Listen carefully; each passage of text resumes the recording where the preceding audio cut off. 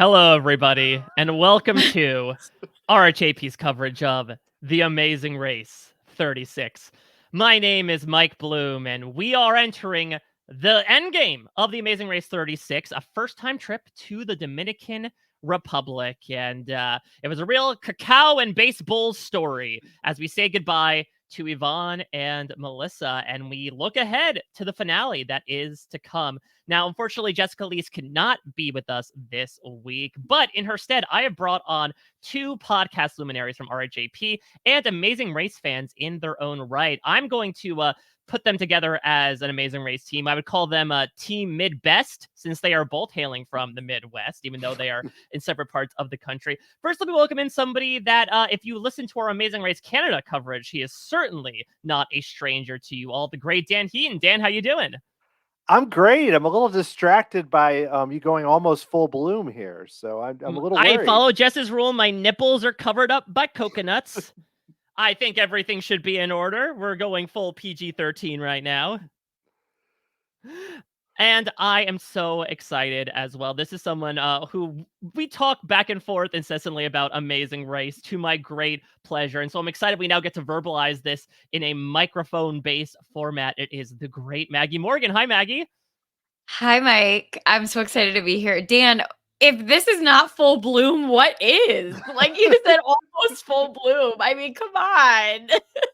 I don't know if I want to know. I'm not sure, Mike. No offense. Oh, None man. taken whatsoever. While Jess is away, my nips will play. And here we are to play on the Amazing Race 36. And it was an interesting leg.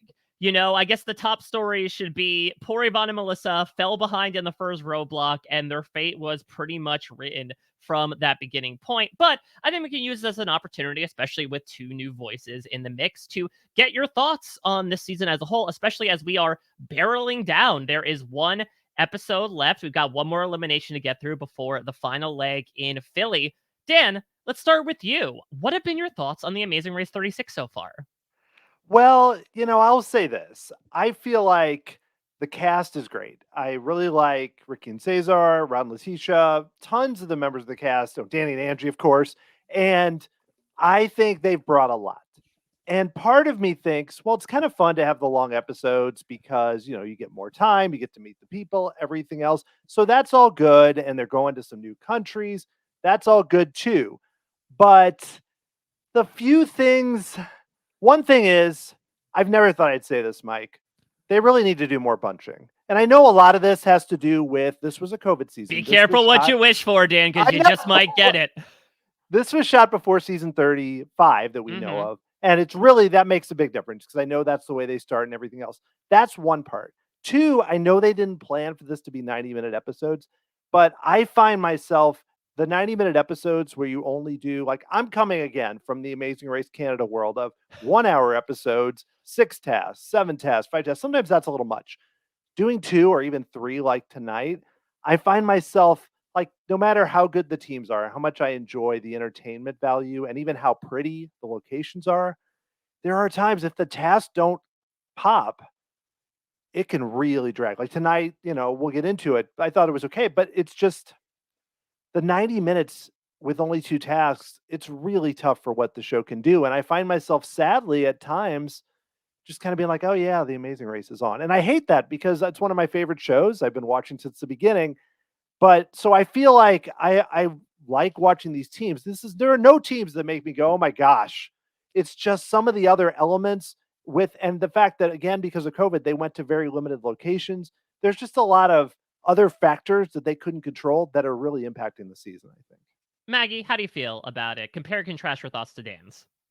So I think honestly, it's just like it's just a COVID season. So it gets put in a category of its own. I think that it gives me a little bit more ease that last season was a normal season and was like thrilling. So I'm like, okay, it's gonna be okay. Like we're not going back to this. This is the last of them. Like this is it. I take more issue with all of the production things that have influenced this game because like I think it would be different if, when you watch a season of Survivor, like the elements are a, 16th cast member on the show or whatever. Like they're an added part of this. But on the Amazing Race, travel is part of that. Like Mm. traffic, your taxi drivers, all that. But like your crew and like losing your crew, or Yvonne and Melissa in their exit interview said that their crew got injured, which of course 1,000,000% is terrible. If a Yeah. crew member is injured, you want to deal with that. But I think like, because that's not really a convention of the Amazing Race in that same way that like a taxi driver or a delayed flight or something like that is, that it adds this element of great confusion for the audience member, I feel like. And as somebody who has come into Amazing Race more recently, but like really binged a lot of old seasons, this is sort of unheard of, to at least for me. I don't know. You guys are way more of experts than I am. And if Jess was here, she'd be able to, talk more about that. But I think for me, like, I completely agree with what you're saying, Dan, but I'm not as bothered by it because I'm like, this just is what it is. They're working with what they're working with, and I know it's going to go back to normal. I'm more bothered by the fact that suddenly there are obstacles for these contestants that like we as the audience are not clued in on as potential obstacles. Yeah, I do know that certainly in our Facebook group, which you can access at any time at robhasawebsite.com/tar group, it's absolutely free and we're having fantastic conversations every week. But I know certainly after a lot that came out last week in both Exit Press and from Angie and Danny themselves about the situation that happened in Barbados, I will admit, when you have Phil do a previously on and say, and Angie and Danny broke a rule, this kind of re-triggers some feelings that I think a lot of people had from the past, several days' time. I don't want to belabor the point too much, but Dan, I would like to hear your thoughts on it, since it was, as Maggie said, from an Amazing Race historian perspective, just such an unprecedented matter. Yeah, and I thought you guys did a great job on the recap, really digging into it. And it was one of those too where I watched it and I went, "Oh, they must have done something wrong." And then I listened to the exit interview and I read your interview, and then I listened, and then Phil this week, and then again, like you mentioned, it's the thing that came out this week with Yvonne and Melissa. But it's tough because you like to think that the show plans for things like this happening, and that, like, the description of Danny saying that they stood on the mat for like an hour and talked about whether or not they were going to eliminate them. And I'm like, Ugh. okay, this is like a professional production with really talented, experienced people. You would think that they would be prepared for this, because I'm sure they're prepared, like you said, for storms. Like they even mentioned that they stopped everyone during the rain.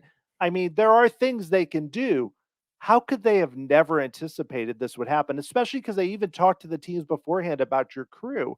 They had to have some contingencies. And that's where one other thing, again, n- I also feel like this is with that, but they should have come up with some sort of non elimination on the spot. They could have said, oh, Yes. it was planned.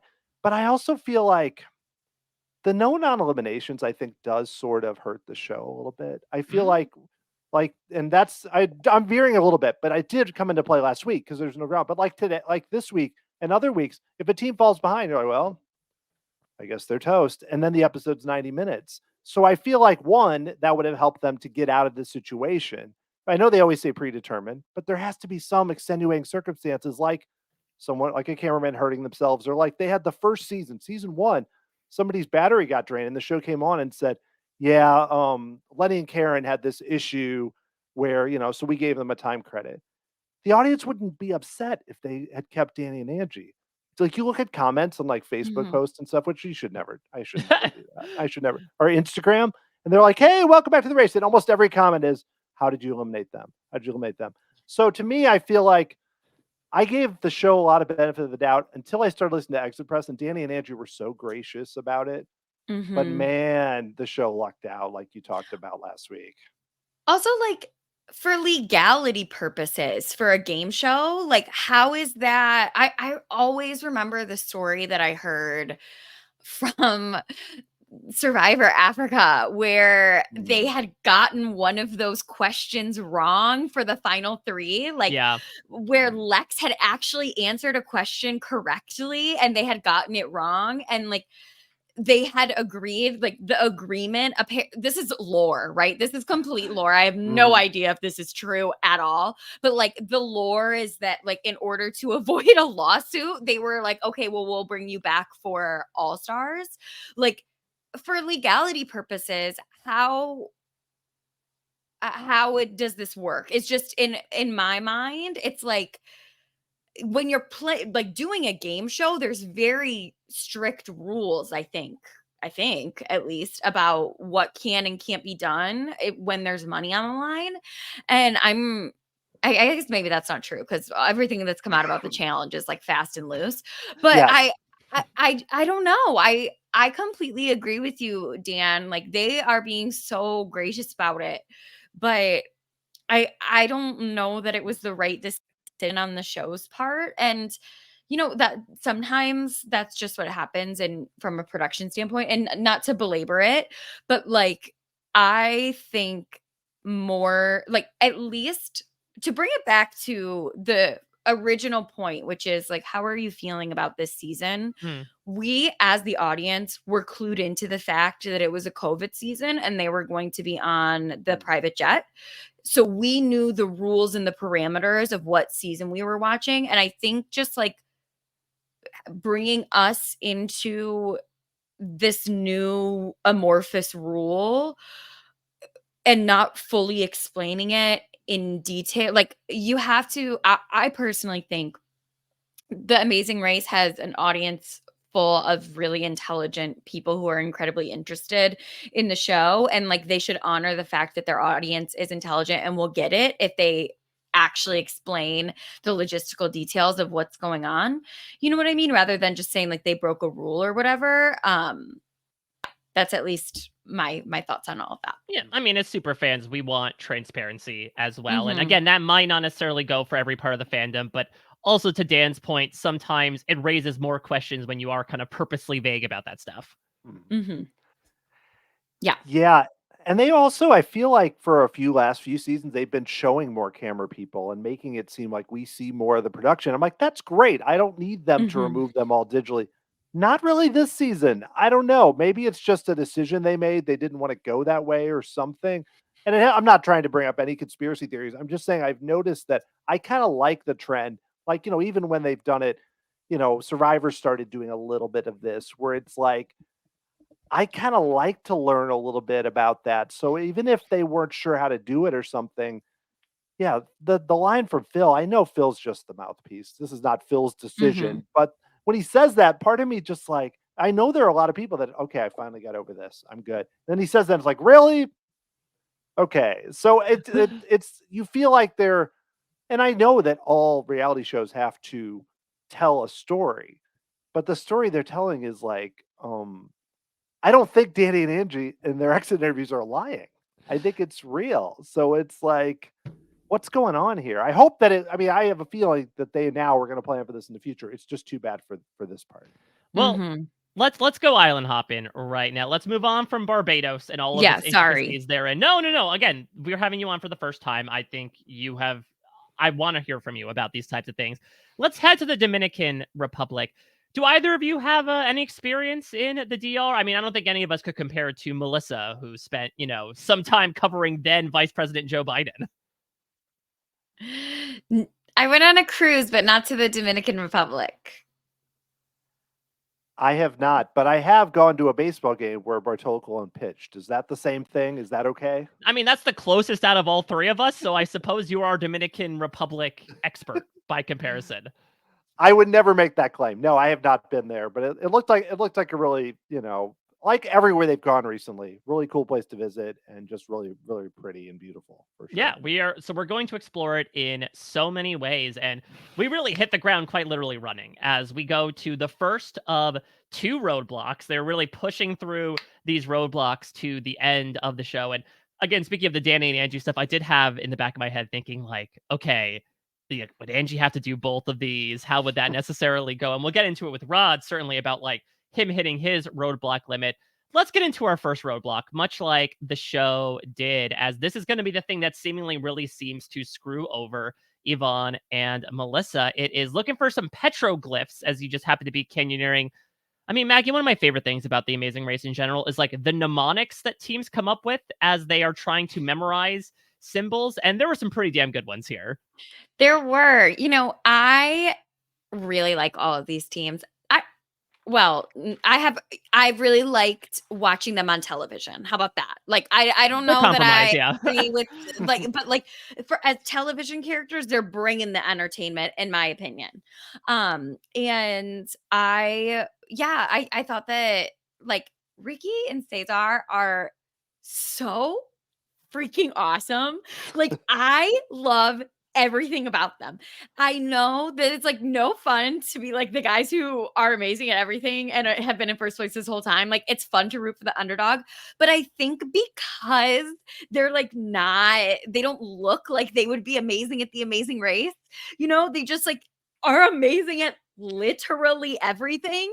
I'm so into them and I love them. And Cesar was the one who was cracking me up with the like, okay, dancing lizard or like saying whatever he was saying was so funny. I think Happy Face Mad Eye was one of them. Not Moody, Mad Calamari. I mean, I think Melissa did have my favorite though with Pikachu, which was the one of like the surprise face.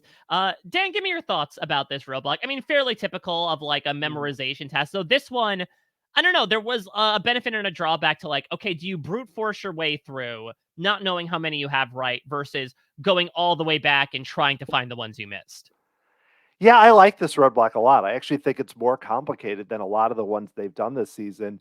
And the fact that they didn't know, one, how many, and two, that you had to flip them over. So there was other layers to it. And you saw where the teams, just kept getting like 2 right and 3 right and everything else. But in terms of the strategy, I think with something like this where you don't know, I don't think brute force is a terrible idea because you're probably going to have to go back. I mean, unless you're like really good at things like Cesar, of course, but where, what I found interesting mostly was the teams just eventually getting to the point where they're all just working. I mean, not all together, but the way teams were working together and not like this is our alliance or anything else, more like, okay, let's just talk, and that's another thing that Ricky and Cesar are really good about too, is teams that are really good sometimes are like, oh, we are so good, we don't work with other people. And they're just like, sure, I'll work with you. I'm not, and it's in an unassuming way, not like we're going to help you because we're awesome and you're not. And that they aren't at all that way. Yes. And Dan, I think that that's part of it because I've been watching like the early 20s seasons. Right now, I'm like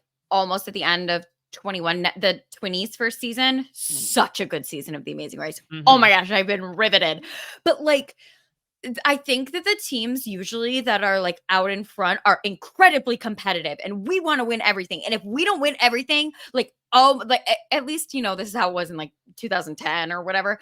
But I think that that's the thing about Ricky and Cesar. They're so good at everything, but they run the race as though they're not. Like, they are not expecting to be this good. And I feel like they're always a little not like surprised. They're confident, but there is no sense of cockiness at all. Like, I feel like they just go in being like, we can do this. We can do this. And they don't expect to be number one. They don't have to be number one. We have a team this season where there's really this expectation of being number one. And like, if they don't do that, then it's, but like Ricky and Cesar really, I feel like are exactly what you were hitting on, Dan. It's very unassuming thing about that. And maybe that's why I'm not annoyed that they're winning everything. Cause I'm like, they're just so good. And it's one of these things in social strategy games, even though The Amazing Race isn't necessarily one where it's like when the overdogs are charismatic and interesting personalities, it does help a little bit. I know that's not the end all be all for everyone, but as we've talked about before, I think it also definitely helps that it's, to be candid, like you look at Ricky and Cesar, and I don't think people are saying that's a team that's going to win The Amazing Race. And completely. And so I think I love the fact that like these two gay guys are whipping everybody in the competition and like singing when they get up to the roadblock and like dancing up to Phil. Like, I love it. It's amazing. I want to talk to them about Drag Race and also The Amazing Race. You know what I mean? Well, that's the thing is that like I'm not sure if the loss is the reference is lost on either one of you, but like speaking of Drag Race, what you were just describing, Maggie, is like I get such Nymphia wind energy from Ricky and Cesar of them being like, I guess I could do this, and then they just come through and like absolutely kill the challenge, you know, like Yes. and it's just pulling from random ass experiences in their life. We'll get to it with the baseball. Random ass experiences, but also I think that they each have strengths that the other one does not, and they are really willing to lean on the other person. And like Ricky is super, super athletic. That's all I have. Like, he is incredibly athletic. I know he said he has a musical theater degree and he's obviously a dancer, but like he just has a natural athleticism where, you know, you look at Rod and you're like, obviously he is athletic, but you look at Ricky and you wouldn't automatically assume that, but he just is like, he's very quick.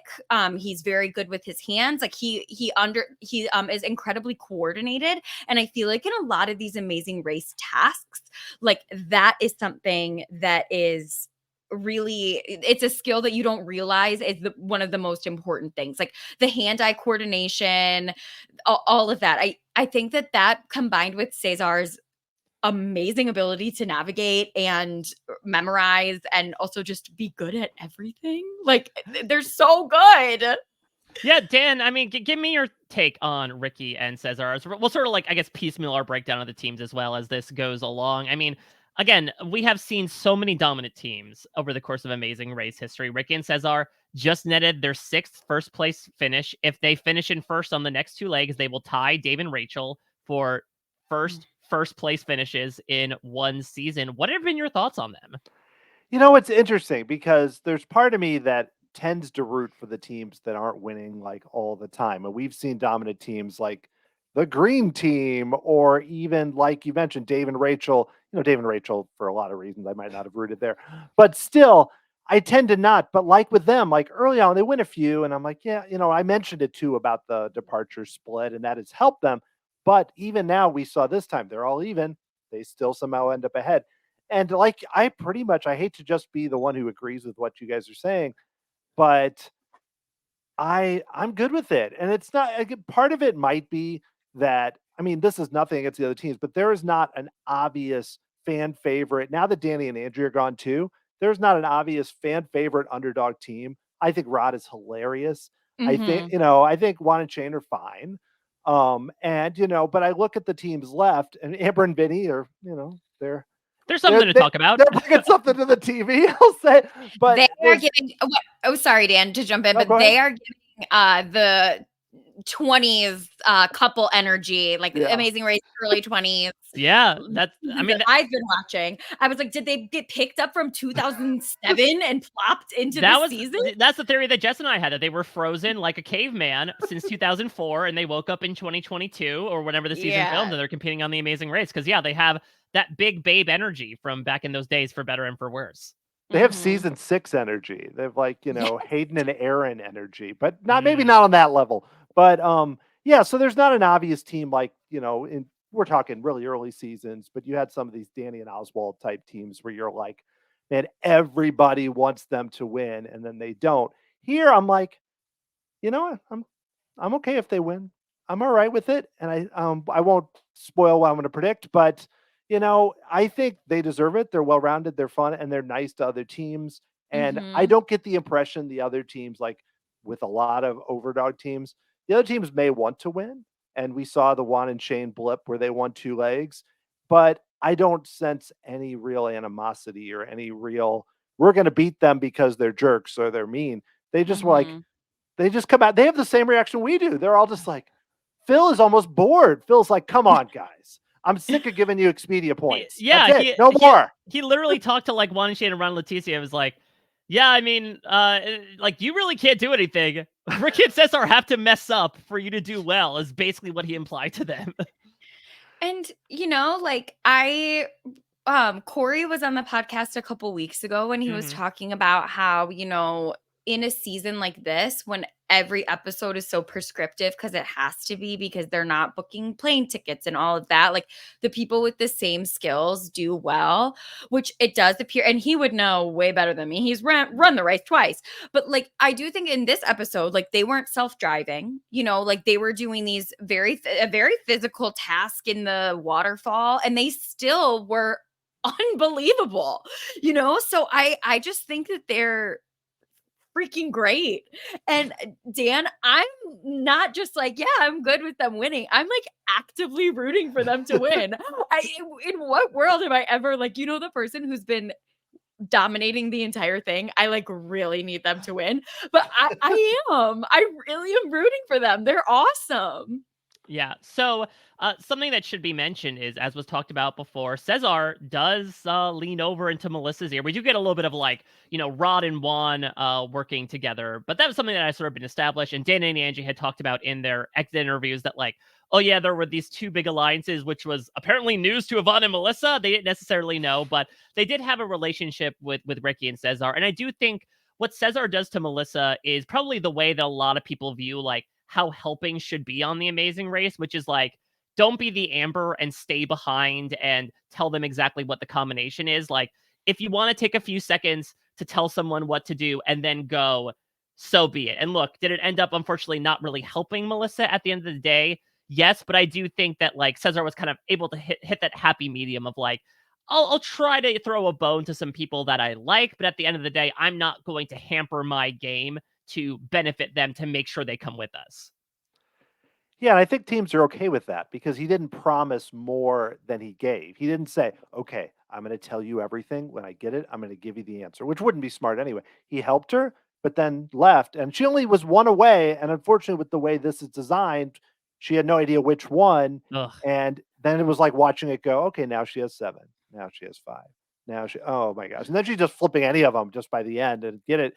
But yeah, so back to way back what I was saying, I like the mix of the physical because we have seen some tasks where they just go through a physical thing, they do some jumps, the show acts like it's really scary, and then it's done, and it's not really that scary. Or you have the memorization where you get to a point where I'm like, man, I'm sitting at home and I can't even remember all this stuff. And this kind of had a mix of both, but I felt like, it was of the recent roadblocks, which I mean, there have been a lot. I mean, even later on, there's one where it's like, I bet you it took everyone like 45 seconds. This actually seemed to take some time, which this season, like was mentioned on Von and Melissa's exit interview, these are really short legs because again, how we talked about, because they have to be so prescriptive. So at least this roadblock, it might have not been that long. It might have been 20, 30 minutes. I don't know, but it felt long and it felt tiring. And we haven't seen that many times where the teams really look wiped out. They look tired. Some of the places have been very warm, but not that killer fatigue that you might see. So you want those bunching points, Dan? How about bunches of cacao pods? Let's go to what will sort of be the rare sight in this season of The Amazing Race, a non-roadblock or detour task, and the rare point really where all of our teams are going to be together in this task where they have to collect all of these slimy cacao seeds and spread them out on this big tarp. Maggie, how was this working for you? It was fine. It was fine. I liked. Yeah, I think it was fine. I don't know. That pod was as large as the giant tree that had all the pods that like Yvonne and Melissa and Juan and Shane were fighting over. Yeah, which was fun. That was fun. I thought like Vinny in the tree was kind of fun.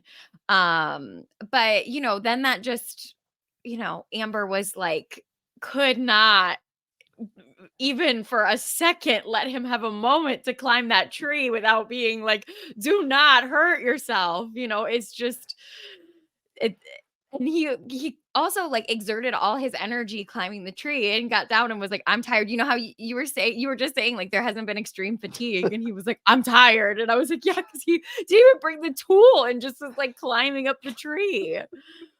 I get it, Vinny. I mean, I get it too. No better. Yeah, I do get it to a certain extent because he's like, if I can't use this freaking thing, I might as well, if I have experience, let me climb up and do it myself. Sure. But yeah, I mean, also when you're competing on a reality show that kind of depends on the physical well-being of your partner, you probably wouldn't want to endanger that if you can help it. Yeah.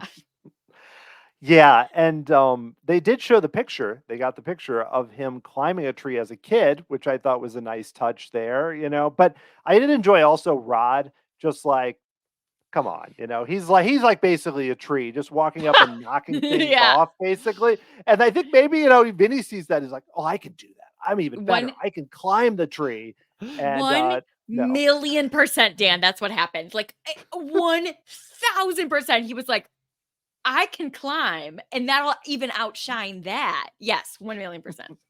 Yeah. And without his tool, even. He needs the tool. Yeah, and you could argue like this is the thing that gets Rod and Leticia back in the front of the pack again, that he was able to benefit from the fact that Rod is incredibly tall and is able to just reach down and pluck it, whereas everyone else is absolutely struggling to gather it. I mean, I thought it was like, I was just excited by the newness that, again, this is something we don't get in this rather streamlined version of the COVID era Amazing Race. I think they were probably expecting a bit more like yucked reactions of like, oh God, it's so slimy. But all these teams are like, I don't care, to the point where Yvonne apparently cut her finger on the tool and was just bleeding profusely all over the cacao seeds, which like, Juan and Shane were freaking out about feeding chocolate to each other. I'm very glad they did not, considering like what might have gotten mixed in with all these cacao seeds. Well, literally Cesar and Ricky in the car were like, we should have had some of the cacao, but our hands were dirty and we don't want to get sick. Again, they're thoughtful that way. They're like, we're not, it's chocolate. Like, we got to be careful. Like, I just feel like, I don't feel like they're ridiculously preparing, but I feel like the way that they even talk about when there was a second roadblock and they're like, oh, we were expecting a detour. And then even when they went to open the last coup, they were about to say detour and they read it was like, oh, pit stop. So they're really like, they're thinking through these things. I know it's not the most complicated. We have no U-turns. We have no head-to-heads. It's pretty straightforward. So this was like the big change up this week, I guess. All right, well, let's take us out to the ball game as we go to our second roadblock. And here we are, Dan. It is Big Sexy himself. You're not referring to yours truly, as Bartolo Colon, as he's about to watch and laugh at some Americans try some baseball drills. Oh, Rod. Yeah. And again, I don't think it took very long, but I did enjoy. We hear the whole story about how Rod was a major league pitcher and then just airmailing the first baseman like 4 or 5 times in a row. But again, this is why though Rod is not your totally typical athlete, I feel like, because he can laugh at himself. I mean, he's just like, and then later when he missed the ball, the bottle kept like 14 times. And you notice he even said 14, which was exactly the count. So the guy was like, he was counting his misses as he went along. But I don't know. I don't want to turn this into just raving about Ricky. But and I don't know how many people Please, raving about Ricky is our off-season podcast. I mean, Ricky's awesome. What can I say? Yeah, that's what I'm saying. I'm watching him like catch, and I'm like, you are this like so athletic. Well, he was probably in a production of Damn Yankees, so I think he just has that experience. I completely agree, Mike. Like, I would not put that past Ricky's life experience, but so funny. I mean, listen, if High School Musical taught us anything, of which it taught me multitudes, it's that baseball and dance, it's pretty much a Venn diagram in the shape of a baseball, considering that Chad Danforth once said he doesn't dance, but he showed that was not the case when he was on the diamond. Yes. And Dan, to your point that like Rod can laugh at himself, I think that that's what makes him and Leticia such like a fun team too. They seem to be two people who do like genuinely have a lot of fun together, even in the stressful moments. Like obviously you're on The Amazing Race, you're going to get stressed out with one another, but like he's always hyping her up. I feel like she'll be running and be like, look at my wife. I think that that's like so fun. And she's so beautiful. She looks like the actress Solea Pfeiffer. I don't know if anyone, she's a Broadway actress. I saw her in Hadestown a couple months ago. She looks identical beautiful to her. That's all I can see when I see her. But they're like such a gorgeous couple, and they seem to really like each other and have a ton of fun. So they're really fun. They've been a really fun couple for me or team for me to watch too. Yeah, I mean, I think that was probably the most entertaining part of this entire roadblock was to have Rod tell his like I was a Bo Jackson to be story of I could have gone either way, and then he just is like basically trying to pelt kids in the stadium in the stands with these baseballs the way that he is throwing them. Admittedly, it was pretty dang funny to watch. I wouldn't call it an exact 5-hole. The way he was describing it kind of sounded like it did, and then yeah, he even described his issue with hitting the bottle cap, which was just like he was swinging way too hard. He was trying to deck that thing like 400 feet when he had to deck it like 60. And the show, like when he finally hit it like 26 feet, did like the slow motion move. And they did this later again too. It was like, and I was like, really? The show's really trying to get as much out of it as they can. You know, you got Bartolo Colon there, which I think Shane was really excited. You know, he said, I really like your work. Pleasure to meet you, sir, or whatever. You know, Bartolo Colon's like, oh, okay, you know.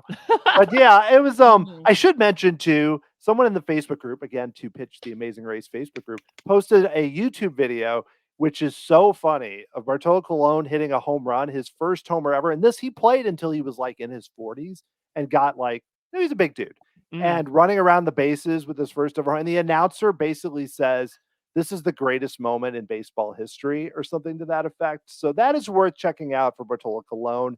And that was probably more entertaining than a lot of this roadblock, which literally was so quick. I don't have any issue with it. I like teams playing sports, looking silly. That's great. This was just, they need to make them do something else. I don't know.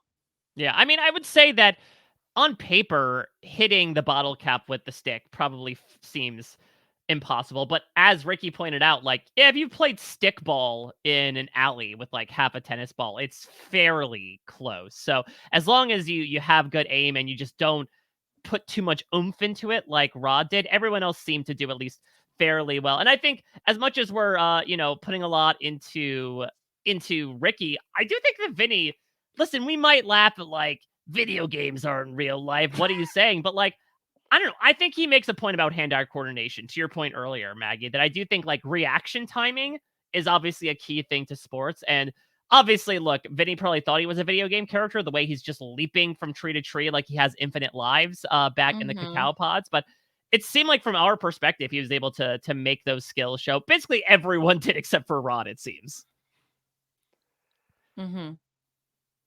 Yeah, he ran around with the paper too. I noticed he was the only one. Like he's like, I've never played baseball in my life. He had the paper with the clue. And I think between each one, he was like reading it to be like, okay, what do I do now?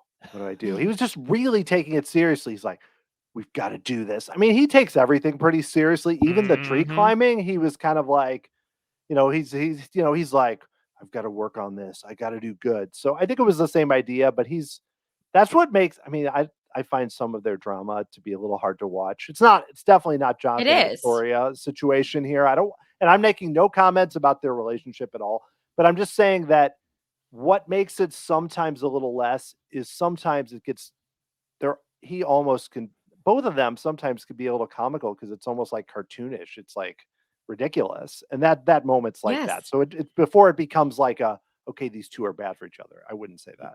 No, I mean, let's focus on that because we're already getting to the end of the leg. They're going to visit Barbie's dream house street, and then they're going to go to the pit stop, yada yada yada. But I mean, let's talk about this because this was also obviously I think one of the big talking points about the season up to this point is Amber and Vinny. Like we said, it is giving that mid 2000s quote unquote trash TV fighting couple. I mean, I think Vinny and Amber themselves would say that they get uncomfortable with the way some of this stuff is personified and showcased in television. Maggie, I know you have a lot of thoughts about them, so let me hear it. I do. And, you know, to Dan's point, like we're watching them on TV in an incredibly stressful situation. My least favorite thing on The Amazing Race is a couple in a romantic relationship talking horribly to one another. And I've been on this podcast and said my piece, which is if I was ever on The Amazing Race and my partner started to talk crazy to me, I am sitting down. on the ground, wherever, it doesn't matter if we're running. I'm sitting on the ground and I'm saying, I am not moving here until we have a discussion. You fix the way you're speaking to me, and this never happens again. And if this happens again, I'm sitting down on the ground again. Like, no, this is not the way that it's going to be moving forward. And I think that the main issue that I've seen here with them, which Amber verbalized on the mat, which is all I could think about during this episode specifically, is that she does not feel heard by him a lot. And therefore, she feels, in my opinion, based off of what I've seen, she feels insecure about her performance in the race. And she said on the mat, she's like, I just want to do well for him. Yeah. And I think then that leads her to overcompensate maybe when they're in arguments about what is going on. And she'll immediately jump to like, you're not listening to me, or you're not, like I said that earlier, like she can't let things like that go, which is very difficult to watch and leads to a lot of the conflict.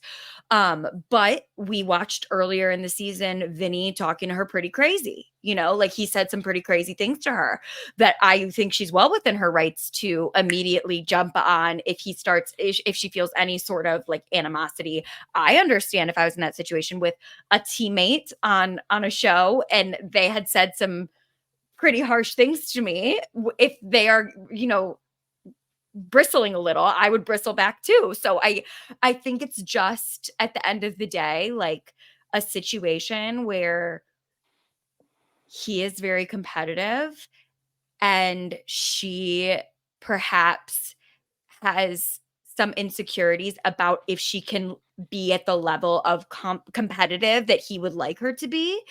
And it's making for drama that is hard to watch. Yeah, I mean, in some cases. I think it's unfortunately enforcing this environment of self-sabotage on Exactly. on both of their parts, where we go to the second roadblock, right? And I think Amber just instinctively says, okay, Vinny's going to do this one. And then she actually reads the prompt and is like, oh, crap, I played softball. I should be the one to do this. And I have to imagine this is sort of like the domino effect of her having this mindset due to previous performances, some things that Vinny has said to her, her own anxieties as well of like, oh, yeah, you can't do this, so he should do it. And as a result, she ends up kind of missing this window on something that she would be able to do well and something that could have helped her team. On the other hand, I also really agree with what you said, Maggie, where like Amber does speak up where they get in the cab and, she is saying, I don't think he knows where he's going. And Vinny, I think, is just more so focusing blinders on of like, no. He's a local. He's fine. He knows where to go. Keep driving. And so like, it makes sense why she does end up bringing it up, not to necessarily just do a, I told you so, but I think does kind of drudge up things that happened a couple legs ago about like him telling her, hey, you don't know where we parked, or I have to figure out navigation. It is her kind of being able to vocalize in that moment of like, no, I actually do have things that I want to say. They were just looked over in the moment. Yes, completely. And like, all of this to say is what I'm not trying to armchair diagnose. I'm talking about the things that she verbally said to Phil on the mat and the way that we watched those things play out like I said, very stressful situation, tiring, all of that. Lord knows if I went on reality TV, I would be the worst version of myself in every single capacity because I'd be so freaking stressed out. But it really is like, yeah, it's just one of those situations where, what I just said about Rod and Leticia, like they're having a lot of fun together. Like it's sucks to watch people on TV who are obviously not having fun. It's hard. That's a great point. Yeah, because it's even like he made this statement at the beginning that really stuck with me where he was like, I'm going to work on, being nicer or being late more back. And I'm like, oh, that's pretty good. And he's like, and she's going to work on her tone. And I was like, oh, I don't know. And so the thing is, it's like, if you're focusing on that, like, again, they're still, it's arguments from a few legs ago or things that didn't go well, or, they're running and he's like, you're not running hard enough or whatever, which always, that's a pet peeve when people do that. Partners, it doesn't even matter if they're a couple or not. Partners that do that, I'm like, come on, guys. They're all trying. But the fact that that's what he's focusing on is the tone. I mean, again, just talking about what he said, it's like if you're doing all that, how can you focus on like every little element of the race or deciding who does a roadblock or how you find directions or all that? I mean, the fact that they're still in it, you know, kudos to them for surviving, but it's like, man, it's tough, you know. Yeah, I mean, I think just from a partnership within the race perspective, like let's just stay there. Like Mhm. from a partnership within the race perspective, if you are concerned about your partner's tone with you, then that probably means that you don't trust that your partner finds you to be capable. Like if the best teams are teams, the reason that Ricky and Cesar are doing so well is that I wholeheartedly believe that they both think that the other one is completely capable of Mhm. doing what they need to do within the race, and they themselves know that their partner thinks that. You know what I mean? Like Mm. Ricky, I would imagine would say like, no, Cesar has complete faith in me that I can do this. Like I don't see, and even like Danny and Angie, I feel like Danny was really, really great at saying like, Mom, you can do this. And she would be like, I don't know that I can, but he thinks I can, and I think just from like a race partnership perspective, like that lack of trust within like each other's abilities is what is maybe hindering them like the most. I mean, Dan, you bring up that, they were able to survive. They're making it through to the finale. What I find interesting is, at least according to Yvonne and Melissa, that almost wasn't the case. That apparently Yvonne and Melissa were only 2 minutes behind them. And I think it was this combination of them making up some time at the tasks after the first detour, the first roadblock, because I think they were like 10 minutes behind at that point. And then obviously, as we've kind of talked about, they have mentioned that I think one of their crew members had to treat an injury, and that took a couple minutes on their way outside, out back to the car on that first roadblock, and that might have done them in. But I did think for a second, as behind as Yvonne and Melissa were the entire time, that like this would be, from a narrative perspective, the most fitting way for Amber and Vinny to end, right? Which is just like, for a team that has worked together yet separately in so many different Yeah. ways, as they vocalized beforehand, to like end their race because they weren't listening to each other when conferring about this cab driver who got them nearly lost and nearly eliminated. Mm-hmm. Yeah, and I think because yeah, I was thinking for a lot of it, oh, it's Amazing Race, you fake editors. I'm not falling for it. They've been the whole episode, they've been good. We can Mm-hmm. do it. We can make it. I'm like, no, not falling for it. And then they show up right after them on the mat, and I'm like, oh, that's not what I expected. I thought they were like 30 minutes behind. I didn't, even though they had been at the tasks. So because they showed up at baseball, everybody was gone. Of course, baseball probably took a minute. But it's going to be interesting to see how it finishes. Because yeah, the obvious thought would be that this is what's going to doom them. I don't get the redemption arc coming, but you never know. Yeah. Let's send off Yvonne and Melissa. I mean, I'm always thrilled I get the chance to talk to these contestants, to really explore, I think, the people behind the edits that, even with extended episodes, we're only getting really a shallow glance into the race that they experience and the people they are.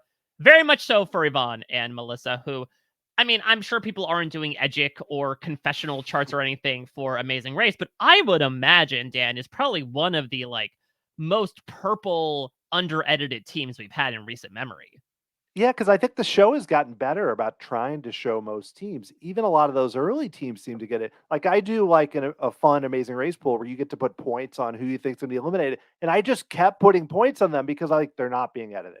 They're going to get eliminated, and they just kept lasting. Whereas this week, I thought maybe this is just one of those weird blips. So it was interesting when they said, even in the exit interviews and during this episode, where they said, "Yeah, we've been a little more laid back," and they even said that the other teams were so big that they felt like their place was just to kind of slide in. But even so, the edit was still kind of strange. Like, because sometimes you'll see teams that don't really appear and then something crazy happens. You're like, oh, I understand why. But here, no, they seem like nice people. They have a baby now, that was really cool to see, Yeah, Mm-hmm. that's because it's been like 2 years. I feel like that's like a real first for Amazing Race, that they did like the Animal House. Where are they now? Because it was obviously a big part of Yvonne and Melissa's, albeit limited, edit of like Yvonne saying, we're taking it slow. I haven't moved in yet. So I really am glad we got that follow-up. Obviously, we talked a lot about it more in the exit interview, which had a cameo from Baby Viv. Baby Viv is not on Cameo, but maybe soon. Who knows? Future Amazing Race contestant.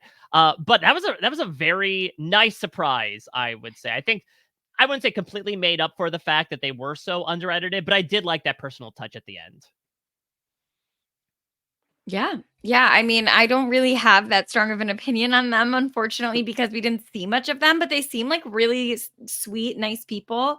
They seem to really like each other. Like they were very nice to each other within the confines of the race, which was great.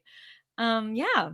Yeah, I think I've talked about it before, but I'll lay it out here again as to again, I wish that we got more Yvonne and Melissa content, because I think especially talking with them, they do seem really fun people. You can understand why they were cast in the first place.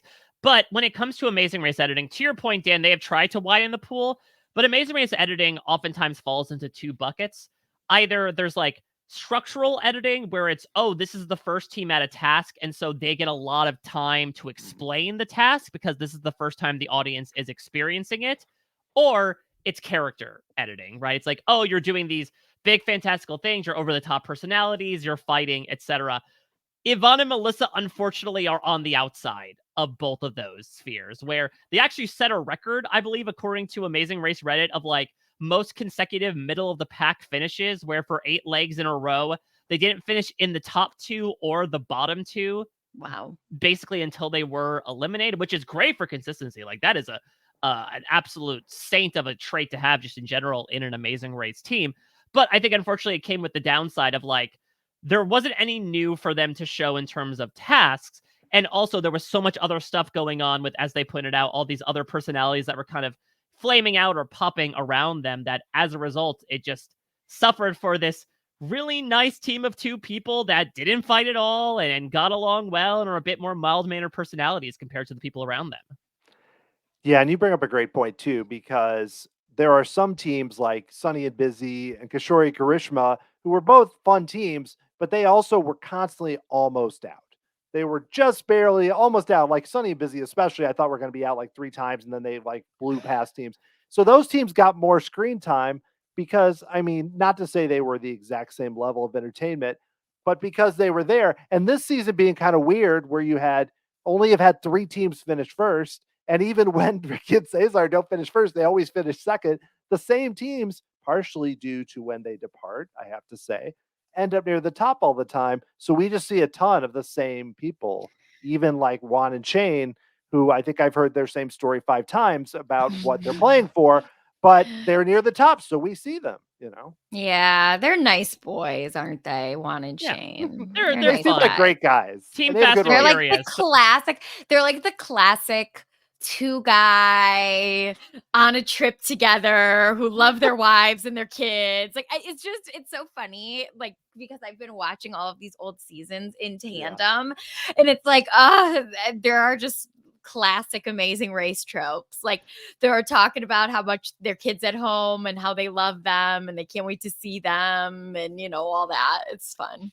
Yeah, I mean, Juan and Shane, I think probably the most interesting thing that happened with them this week is that Juan was pretty gassed after that first roadblock, to the extent that he pretty much got past or couldn't catch up to Rod and Leticia, which, listen, I would imagine, I guess we're doing 2 departure groups next leg of 2 and 2. So that might be a bit of a difference to Juan and Shane. Maybe them being put in the last group could be a big thing. And so maybe Juan not being able to make it to second place could be a big deal. But otherwise, they're maintaining what they've been doing as well, which on that Yvonne and Melissa note, the 2 of them have not fought at all. If anything, they've been really supportive of each other. They've been pretty copacetic. The most drama they've had as a team was more external, and it's happened the past couple legs. But I would say, as we're looking ahead to this finale, if I'm rating the chances, if I'm making a pie chart of winner's equity for these final 4 teams, I think Ricky and Cesar are taking a large share of that pie, and Juan and Shane would probably be second for me. Maybe, yeah, I guess so. Because they do have a bit more of a story, I mean, that they've given us to make us be like, oh, they want it for their kids and their family. Because for me, I guess I think in terms of my rooting interest, it's slightly different. I would flip them with Rob and Leticia in the second spot.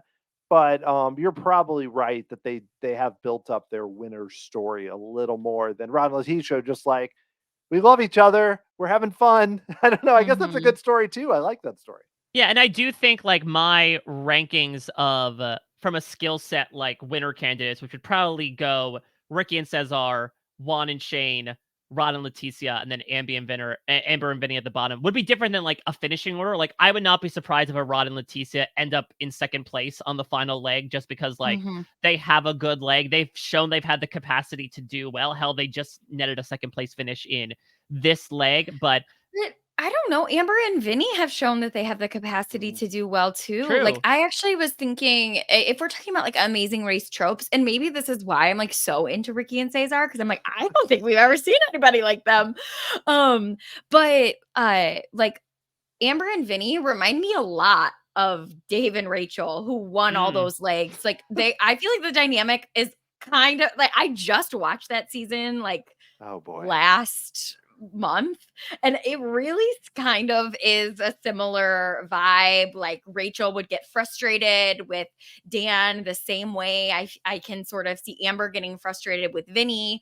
And like they had like a second place finish earlier on, didn't they? They had so they went lower. So they went 12th. They weren't almost eliminated, but they did finish in 12th place on the first leg. Then 7th, second, third, fourth, 3rd, 4th. Pretty steady after that beginning, for all the fighting. Yeah. Dave and Rachel are one of those where I'm just like, I don't even see this as Amber and Vinny, but I'm just like, man, these two people don't like each other. I'm not sure. I mean, they just don't. And they did separate afterwards, but I don't get that with Amber and Vinny. Yeah, they did. They got divorced a few years later. And I was more on her side, but again, from the race watching perspective, but they were so dominant. And but really, and I don't get that. Amber and Vinny, I feel like just maybe aren't that well suited for the race itself. I'm not talking about winning, because like you said, they've done pretty well. I wouldn't be shocked if they made the finals, just because I think they will. I mean, one leg, and also we've seen a lot of them and all that. So, but then if you say, who's going to be fourth? Would it be Ron Letitia? I don't know. See, that's all right. The thing. Well, let's put our chips on the table here. We'll do some predictions. And what I do like about this Final Four as well is, with no offense to Yvonne and Melissa, like with the exception, like Angie and Danny, I think could be in this hunt, but this does feel like probably the 4 quote unquote best teams of this season. Where yes, Amber and Vinny are the only teams to really like plumb the bottom, especially in that first leg. But as we pointed out, like they have definitely peaked towards the top in some of their best moments, and so they definitely have a good day capable in them, and they might even show it. But let's put our money where our mouth is here. Let's see if each of us can come up with a prediction of what's going to happen next week, and what is the order that these 4 teams are going to be finishing in. Who's going to be the top 3, and who's going to be our final eliminated team? Maggie, we'll start with you. Okay, I think our final eliminated team is going to be Rod and Leticia. And I think Ricky and Cesar. Sorry, did you say to give winner predictions or no? Yeah, and then who do you how do you think the top 3 is going to shake out?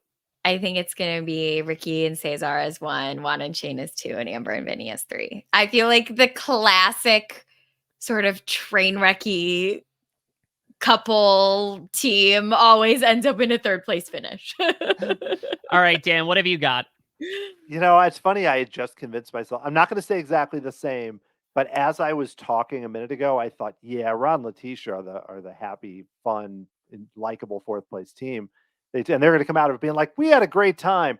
But I think, I hate to be boring, but Ricky and Cesar are going to win this season. I know that the show, and they showed in the preview that they might, they have a flaw, but that's probably in the first leg.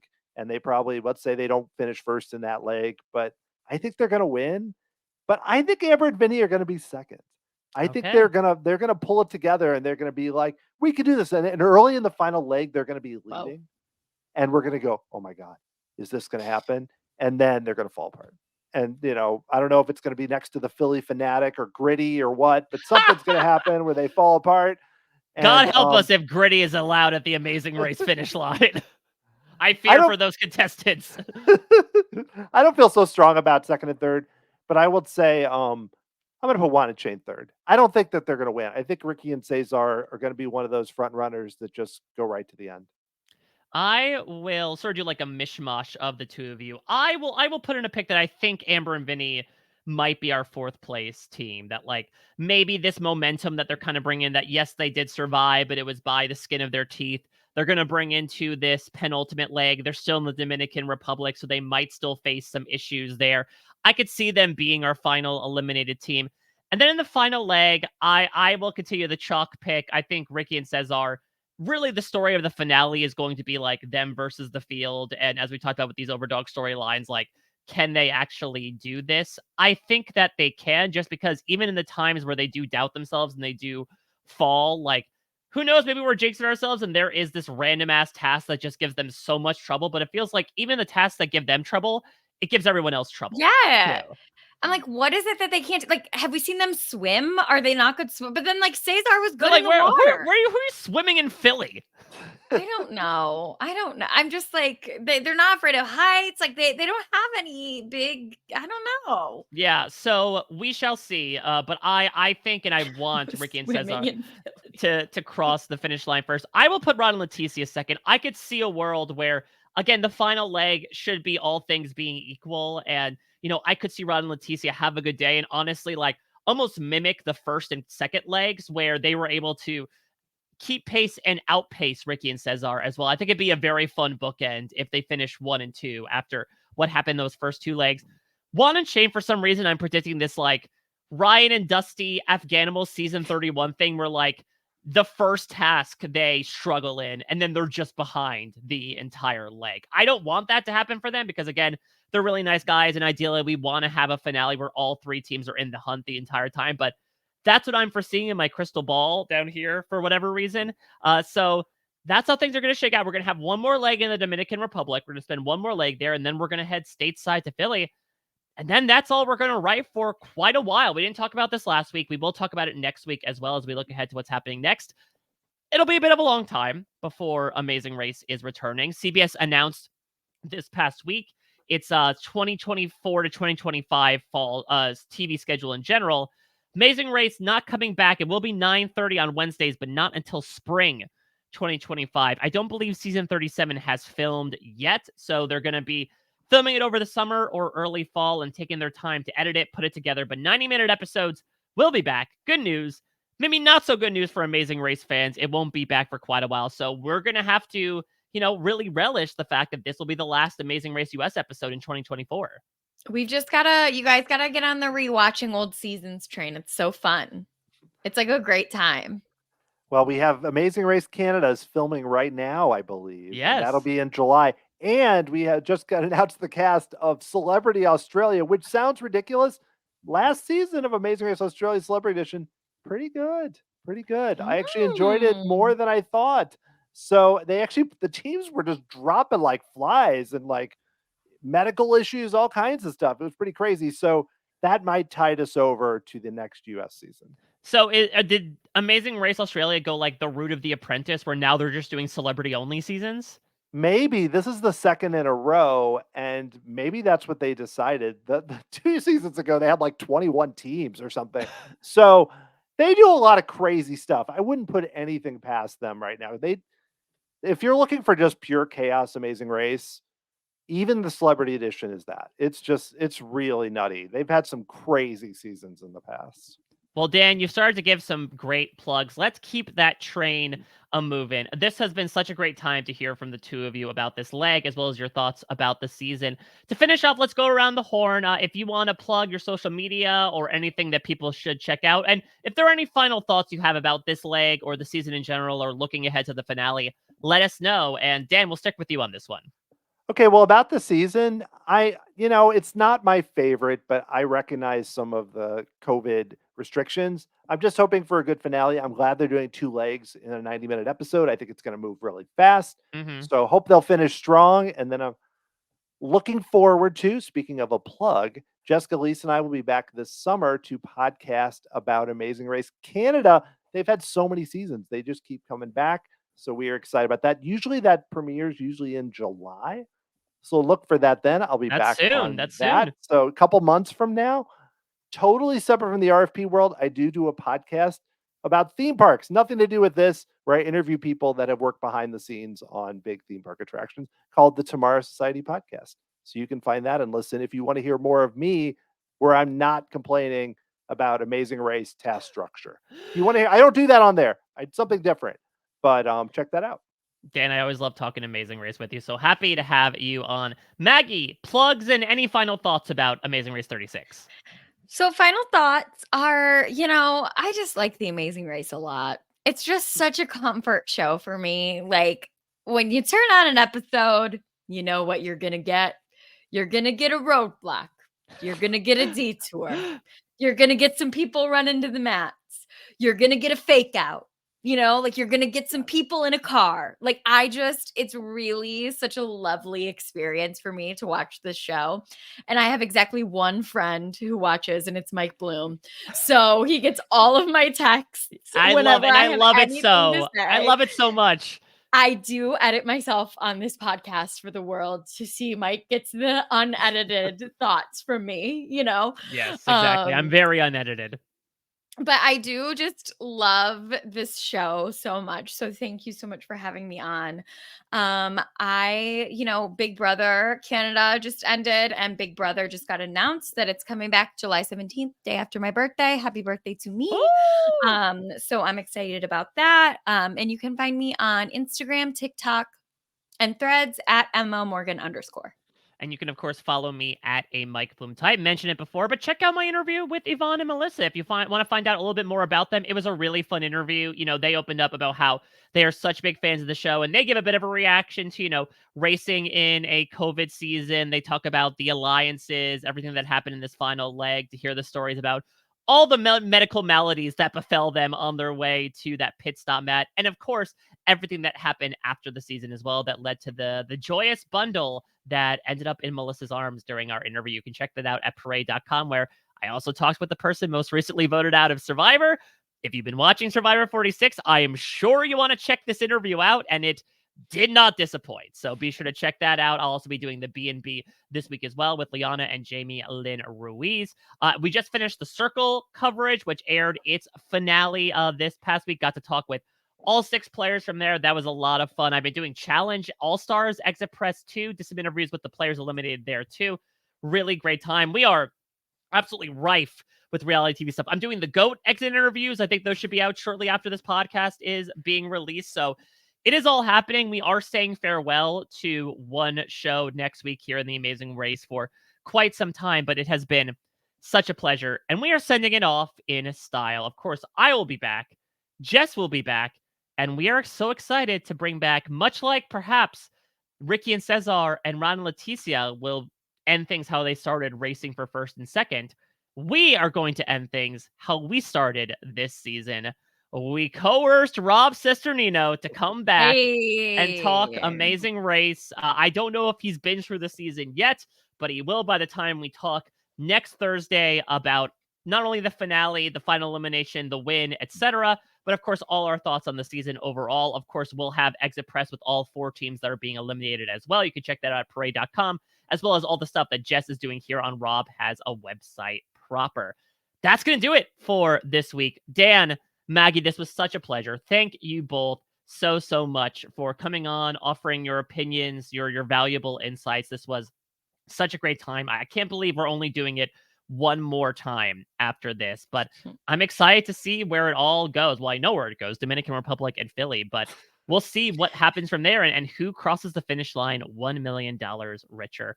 Thank you all so much for listening. Jess and I will be back next week with Rob to break down the finale. Until next time, everybody, take care. Bye-bye.